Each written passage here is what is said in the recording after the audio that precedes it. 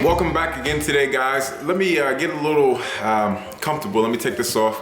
I was running around today doing a couple things, so welcome, guys. Everybody come in, sit down, take a seat. We're going to get started. Now, today we're going to talk about a African god and African religion. So there's different versions of the stories, but they all play into each other and they're all very similar. But today we're going to talk about one version today. Now, the Maasai believe in one god called en-gai, and en-gai is neither female or male, even though there are sayings such as the she to whom I pray. There are two manifestations of en-gai. And en-gai Narak, which is good and righteous and is black, and en-gai na en yoki, which is red and angry. There also is a story that has both en-gai sides as separate gods. So his bad side or his evil side or his dark side and his good side. And this story is called Thunder and Gods.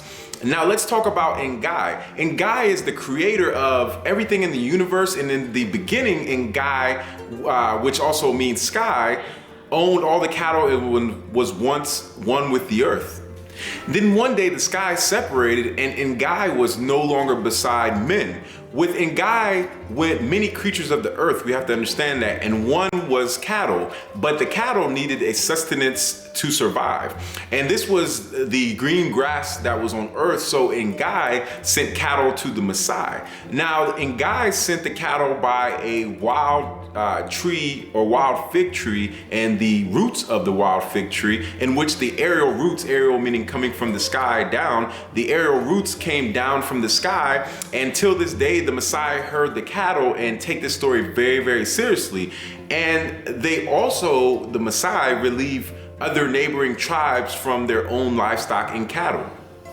Now, any other pursuit other than pastoral pursuits are considered insult to en-gai.